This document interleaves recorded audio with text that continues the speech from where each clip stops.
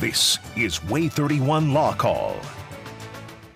Good evening and welcome to WAAY 31 Law Call. I'm Sharon Doviet. Tonight we're taking your calls and questions all about personal injury cases. So that's everything from car accidents. It may be a doctor has done something that has left you worse off and you've got a medical malpractice case. Maybe you've got a slip and fall case, or maybe a product that you bought has hurt you. Tonight's your chance to call in and ask your questions. The 31 Law Call number 256-536-0077. And you can always send an email question too. You can send an email question any day of the week. You send it to lawcall@waaytv.com on any legal topic, and when we get to a show that's on point, we pull out some of your email questions, and we will have some of those email questions tonight. Getting us started, Michael Timberlake's here from Timberlake & Lee. Good to have you here tonight. Great to be here. So before we get to our guests and our call-ins, because we know people have got questions, we've got the video tonight for You Make the Law Call. Check out this video. This is courtesy of YouTube. Anytime you've got a car, it's not going to be gory, I promise, but anytime you've got a car versus a motorcycle. Ooh. But what? Oh! Down the storm drain. Oh, gosh. Down the storm drain. Okay, so our questions for Michael and for our guest, Eric Archer, is going to be here in just a second. So who's at fault in something like this? Can you tell from the turn? And then I want to know, is the city... We walk around our neighborhood and there's storm drains, and I always keep my dog away from the storm drain. That looks dangerous too, just the storm drain. Next week we need the video to see if she comes back out of the storm drain. Yeah, to see if anybody comes back up. But I think you know, this obviously, guy's okay, but you know, at first glance bad. you're looking at it. Anytime there's a left-hand turn in front of oncoming traffic, typically it's going to be the car that turned. It's going to be the failure to yield the right of way so that's what the car to was oncoming doing. traffic. Okay. So that's more than likely the car is the primary responsible party here. Now, then you look at the storm drain, and obviously this is in a city. Municipalities have an obligation to maintain the city streets and the city facilities in a reasonably safe condition, and to make sure that this kind of thing doesn't happen. But they have to have notice of this type of thing. So it's typically one of those things you look at. If they knew or should have known that this, drain was not protected, or the grate was gone, or that it was just wide open before this, then they can bear some responsibility for the injuries that the person had as a result of falling in the drain. We've got a great expert to come answer questions with you tonight. That's right. Y'all That's both right. do these kind of cases. Absolutely. We've got my friend Eric Archer on, and we're very glad that he stayed up late on a Sunday night to come chat with us about injury claims. Thank you very much for having me, Michael. Were you able to see that video? Is that as surprising to you as it was to us? That's just ridiculous. I've never seen anybody slip down a storm drain like that before, so yeah, that was pretty surprising to me. Yeah. It's going to make me start looking. I don't think that even around here we have a whole lot of protection for those kind of things. You guys both do personal injury sorts of cases. Okay, Eric, tells what kind of cases are we talking about when we see PI cases, personal injury cases? What does that cover? Well, it covers a lot of different things, just like you talked about earlier. There are car wreck cases, and that's probably the most common one, but slip and fall cases are something that happen on a routine basis.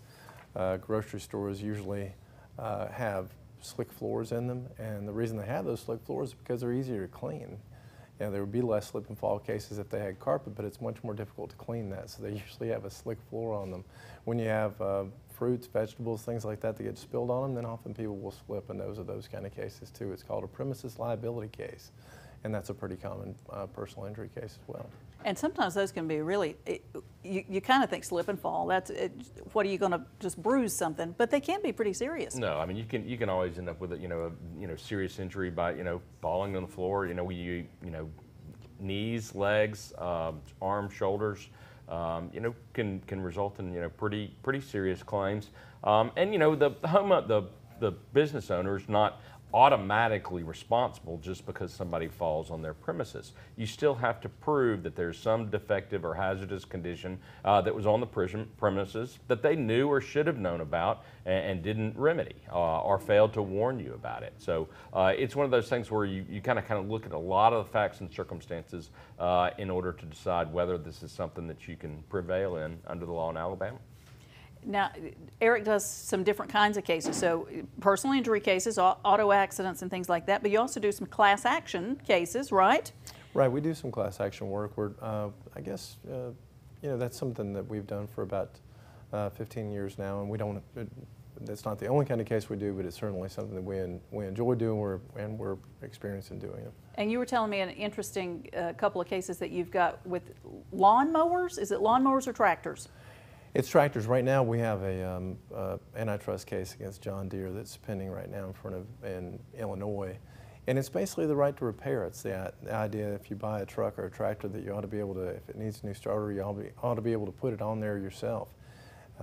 You know, what happened about 5 years ago was John Deere made a change that took away that right.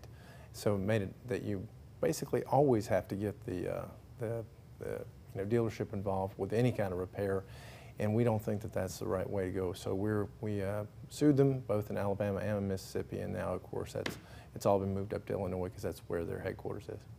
I think lots of customers would be upset about that, but who would think to take it to a lawyer that you're ticked off, that you got to go take it to the dealer. You can't fix it yourself. And that's one of the things that's beneficial about class action work is that you can use the power of a lot of people to effectuate change in a situation like this.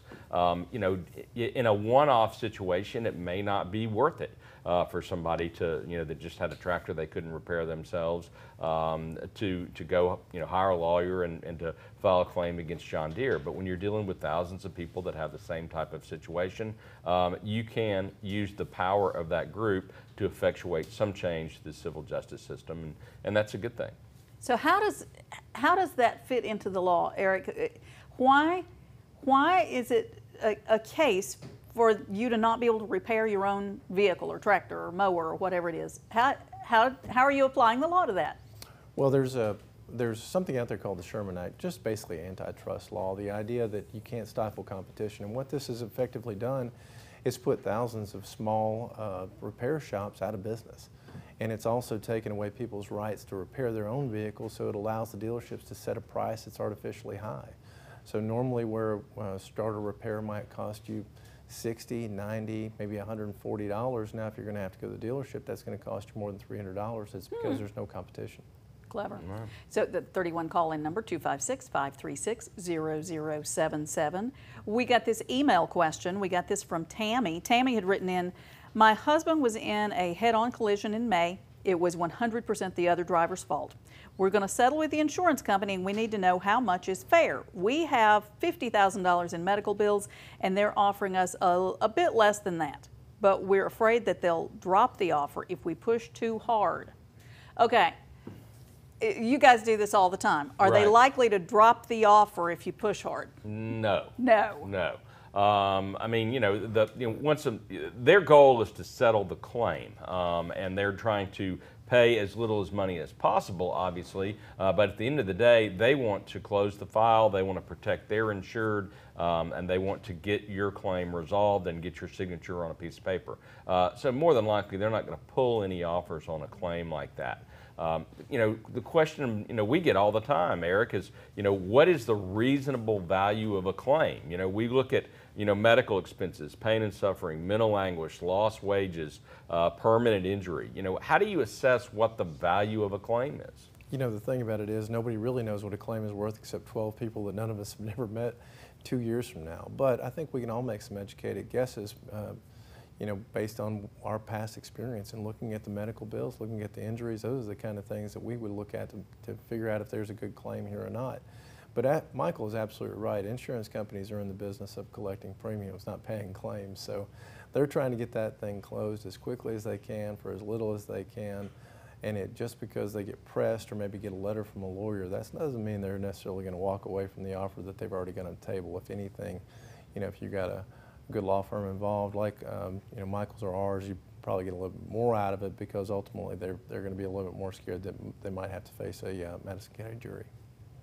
So if you hire a lawyer, aren't you then going to have to pay the lawyers a cut? So there she is. She's saying they're not even offering quite what the medical bills are. Right. How does that work? Well, I mean, but if you hire a lawyer, our firms like ours, Eric's, we work on a contingency fee basis that can vary between 15% a workers' compensation claim to 50% a medical malpractice claim where there's a lot of risk involved. So we look at that, and we don't get paid if and until we collect and we do get a percentage. In most cases, you hire a lawyer, they can bring more to the table. The insurance company's looking at a situation where an individual can't run out and file a lawsuit. They can't do discovery. They can't. They're not familiar with these types of claims. So the advantage of having a lawyer is you know somebody that, one, knows the rules, and two, can take it the distance if necessary and get the insurance company in court. And that's not the place where they want to be. Okay, we've got callers. We've got Karen on the line with a question from Huntsville. Hi, Karen. Thanks for calling. What's your question tonight?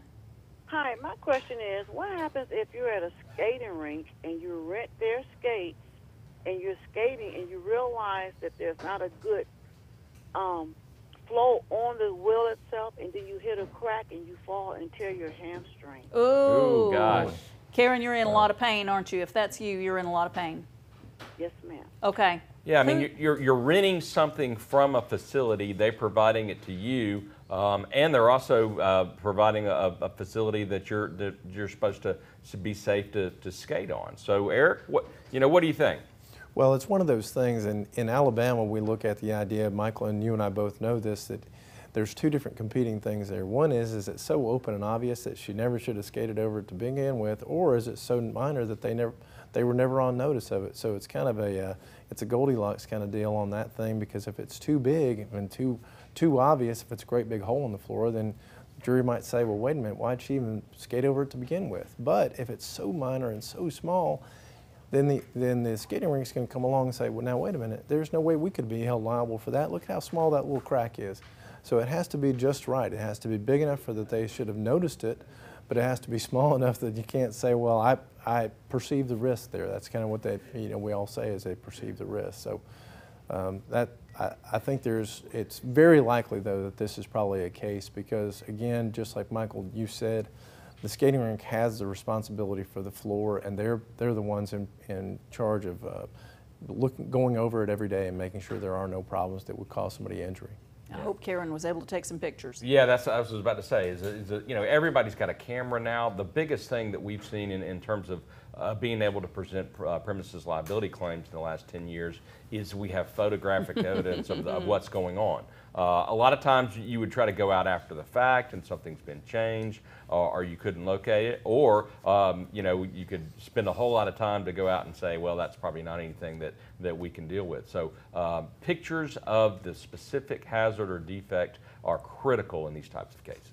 We've got Angela on the line with a question from Huntsville. Hi, Angela. Thanks for calling. What's your question tonight? Hi. As a bus driver, how do you know what people are bringing onto the bus before you start driving them around? Uh-oh. Obviously something's happened and you're getting some flack over what they had on the bus. Uh-huh. All right. Something illegal? That's a good question. I don't know if the bus driver would be responsible in any way for things that the occupants of the bus are doing, unless the bus driver knew what was going on. Before if they, you knew somebody was doing something wrong and you let them get away with it, you could potentially bear some responsibility. But if you didn't realize it, then I'm not sure you could have any, what your responsibility was. I don't know what the protocols would be for a bus company. They're not going to strip search people before they get on a bus, right? Yeah, I agree with that. I mean, I'm not exactly sure how far their duty lies as far as making sure that people don't bring anything on the bus that would injure anybody else. Obviously, if they brought in a 12 gauge, then that's going to be a little bit obvious, and it's going to be something that the bus driver is probably going to have a duty to say something. Otherwise, that's a private bus company or a public bus company. But also, if we're just to briefly talk about if this is a school bus, when you drop kids off at school, then the teachers, the administrators, and the principals, the counselors, and the bus drivers, they're in loco parentis, which is just a $4 way of saying they stand in the shoes of the parents, which means they have the right to instruct and tell you to sit down and hush and all that kind of stuff. But then they also have the duty to protect you. And so if you're talking about being in a school bus or something along those lines, then the duty is a little bit heightened relative to the bus driver and the students that are there riding on it. They're telling us to take a break. We're going to come back and talk some more about the school situation and some cases maybe that have been going on. We're going to take a break. Be right back answering more of your questions about personal injury claims. Call in.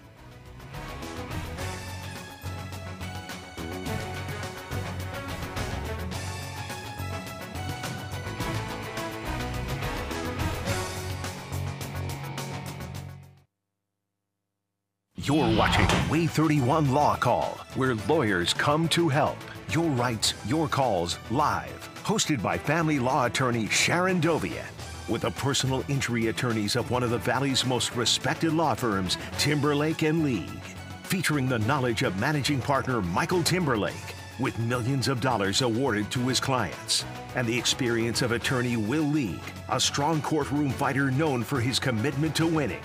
And the fellow partners of Timberlake and League Heath Brooks and William Meservey. This is WAAY 31 Law Call. And welcome back. We've got with us Michael Timberlake and Eric Artrup. They are both personal injury attorneys, and tonight we're talking about personal injury cases, everything from slip and fall to car accidents, medical malpractice cases. You're going to give us a little bit of breakdown on Huntsville Municipal Court. Yeah. Some of the numbers. Yeah, the Huntsville City budget just was released here. It's going to go before the council, and they'll see if they approve it. But interesting. They've allotted a little over $5.1 million for Huntsville Municipal Court. And municipal court is the city court that handles misdemeanor cases, which are cases that are punishable by less than a year in jail, and traffic offenses. Either everything from a speeding ticket to a DUI or failure to yield the right of way. Those types of things that we deal with all the time. But there's 3 full-time judges. There's 4 full-time prosecutors, and they have 48 full-time employees. Wow. And that's the city court, and that's what they do. They're down on Wheeler Avenue. Very interesting. Yeah. Always an interesting day to go see what's happening in city court. Y'all, we've got callers waiting. We've got David on the line with a question from Athens. Hi, David. Thanks for calling. What's your question tonight? Yes, ma'am. We went to a local restaurant in Madison, and my wife had slipped on a slip floor they had. Okay. And they filled out a paper and everything, said they was going to have their HR to call us. And she wound up having to go to the emergency room and send an orthopedic. And it's been like 2 weeks, and we still haven't heard from the public restaurant. And we need to see if we need to talk to a lawyer or try to contact them again. Wow. Okay. Yeah, I mean, that's one of the things. Well, first thing I would tell you is that it's not going to hurt you to contact a lawyer. At least get to contact somebody, talk to them before you reach out to the insurance company, so you know what the rules are and you understand what the law is that's going to be applying in this situation.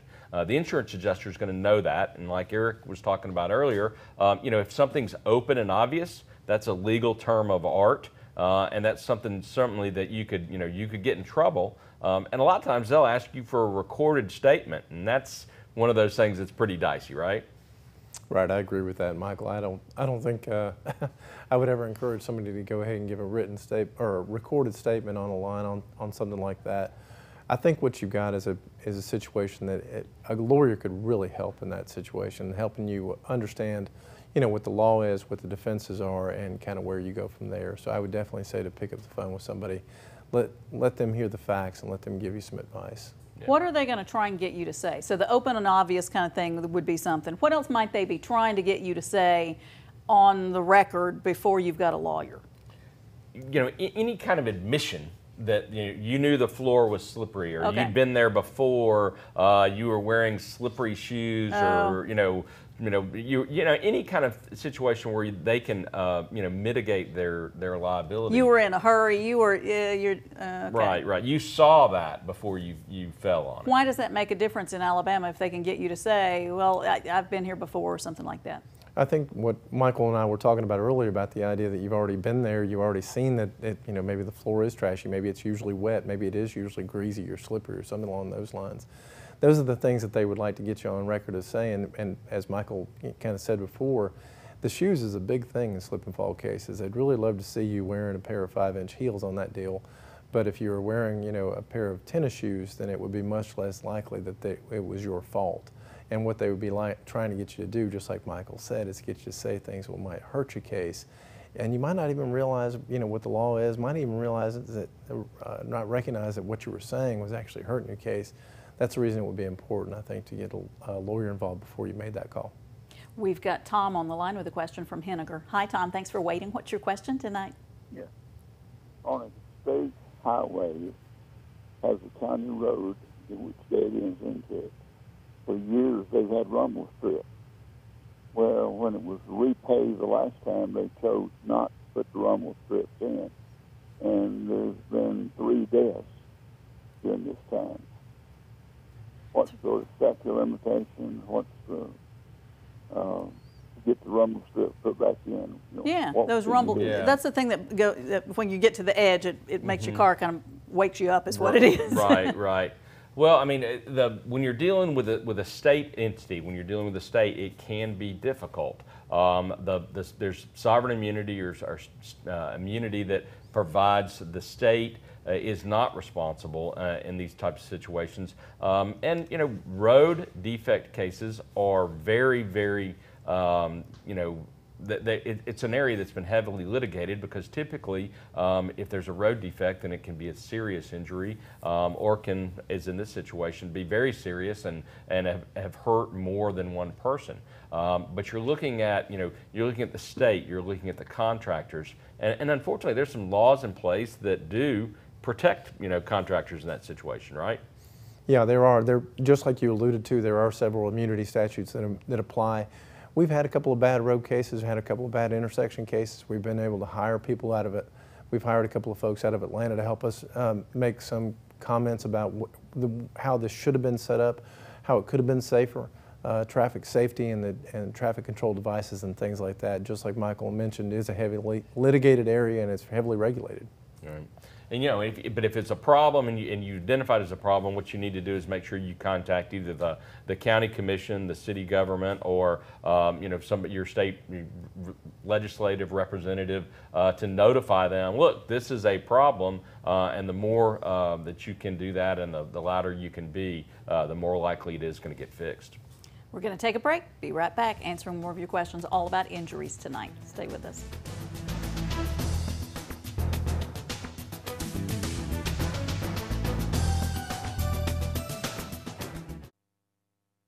If you didn't get your questions answered tonight, here's how to get in touch with Eric Artrup with Mustando and Artrup in Huntsville, 256-532-2222. Also check out mustandoartrup.com. Here's how to get in touch with Michael Timberlake with Timberlake and League in Huntsville, 256-536-0770 or 800-804-2502. The website is law-injury.com, and if you like them on Facebook, you can learn more about the law that way. And Sharon practices family law here in North Alabama. She does a great job with these things. Her number is 256-539-7337, and it's SharonFamilyLaw.com. One of the things we didn't get to talk about tonight, Eric does a number of cases, has had a number of cases with assault in schools cases, and the weird thing, it may be covered by insurance. Eric, what kind of insurance would cover that? Yeah, it does sound a little strange, but we do have a number of different cases involving assaults by either students or sometimes coaches or teachers against one of the female students. And sometimes those cases can result in a lawsuit directly against the person who committed it. And that could be your homeowner's insurance even. Who would have thought? There they go. Thanks for all your calls and questions tonight, everybody. Have a safe week.